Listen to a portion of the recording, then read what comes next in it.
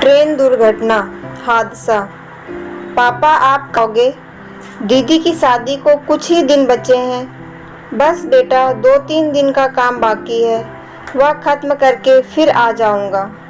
तुम सब के लिए कुछ कपड़े भी खरीदे हैं और मैं नहीं चाहता कि मेरी प्यारी बिटिया रानी की शादी में कोई कमी रहे, इसलिए कुछ पैसों का भी इंतजाम करके ही आऊँगा।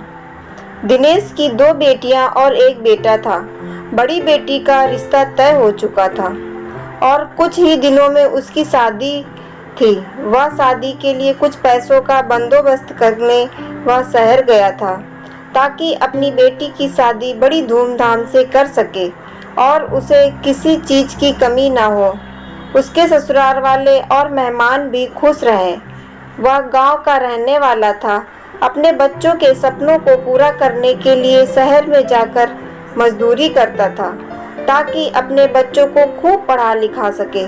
दिन रात मेहनत करके और अपने कुछ दोस्तों से पैसे उधार लेकर वह अपने गांव जाने के लिए ट्रेन में सवार हुआ। उसके सामने वाली सीट पर एक शादीशुदा जोड़ा बैठा हुआ था जिसकी गोद में कुछ ही महीनों का बच्चा था जो पहली बार अपने नाना नानी से मिलने जा रहा था। बगल वाली सीट पर बैठे दंपति के 2 बच्चे थे जो अपने माता पिता के साथ खेल रहे थे और वह बहुत ही खुश नजर आ रहे थे क्योंकि वे लोग घूमने जा रहे थे। दिनेश भी उन बच्चों को देखकर खुश हो रहा था, मुस्कुरा रहा था। उसने अपने घर फोन करके बता दिया था कि वह ट्रेन में बैठ चुका है और बस कुछ घंटों में अपने गांव पहुंच जाएगा। उसके आने की खबर सुनकर घर के सारे लोग खुशी से फूले नहीं समा रहे थे। एक तो अपने पिता के आने की खुशी और साथ ही नए कपड़े, गहने, इन सब की खुशी अलग जो उसका पिता आते हुए लेकर आ रहा था। सफ़र काफ़ी लंबा था। ट्रेन में बैठे सारे यात्री एक दूसरे से अनजान जरूर थे मगर वह सब मिलकर बातें और मिल बांट कर खाना खा रहे थे। वह सारे हंसते खेलते अपनी मंजिल की ओर आगे बढ़ रहे थे। आने वाले खतरे से अनजान दिनेश को हर घंटे के बाद फ़ोन आ रहा था। उसकी बेटियां उससे पूछ रही थी कि उसने खाना खाया कि नहीं, सीट मिली कि नहीं, वह कब तक पहुंचेंगे। वह अपने बच्चों और परिवार से पूरे 1 साल बाद मिलने वाला था। उसकी बड़ी बेटी को अपनी शादी से ज़्यादा अपने पापा से मिलने की खुशी थी।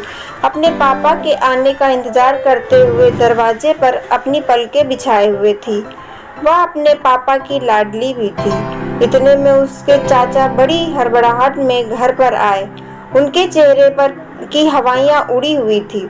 उनको परेशान देखकर सारे घर वाले उनके पास आए तो चाचा ने एक ऐसी बात कही कि सबके पैरों तले से जमीन खिसक गई। बड़ी बेटी चिल्लाई, जल्दी फ़ोन उठाओ, पापा को फ़ोन करो। फ़ोन की घंटी बजी रही थी लेकिन आगे से कोई जवाब नहीं मिल रहा था। परिवार वालों की बेचैनी बढ़ती गई। बेटा अभी बहुत छोटा था तो वह यह सब समझ नहीं पा रहा था और पत्नी के तो होश उड़ गए थे। ऊपर से अपने पति की सलामती की दुआएं कर रही थी। बेटियां बार बार दिनेश को फ़ोन कर रही थी। काफ़ी टाइम बाद किसी ने फ़ोन रिसीव किया। हेलो, मैं इंस्पेक्टर राजीव दास बोल रहा हूँ। यह सुनते ही बेटियों के पैरों तले ज़मीन खिसक गई। यह किसका फ़ोन है? क्या उनका नाम दिनेश है? बेटियों ने घबराते हुए कहा, जी जी, यह हमारे पापा का फ़ोन है।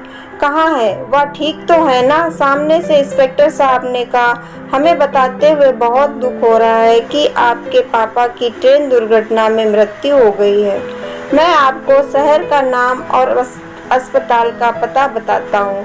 आप वहाँ जाकर अपने पिता के शव को ले जाना। इंस्पेक्टर साहब ने पता नोट करा दिया। एक ही पल में परिवार की सारी खुशियां बिखर गईं। जिस घर में कुछ दिनों बाद शहनाई बजने वाली थी वहां मातम पसर गया।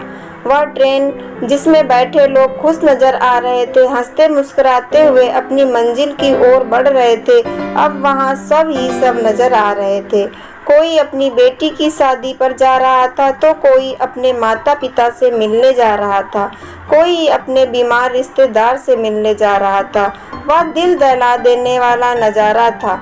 उनमें से किसी ने यह नहीं सोचा था कि कहीं मौत उनका इंतजार कर रही है।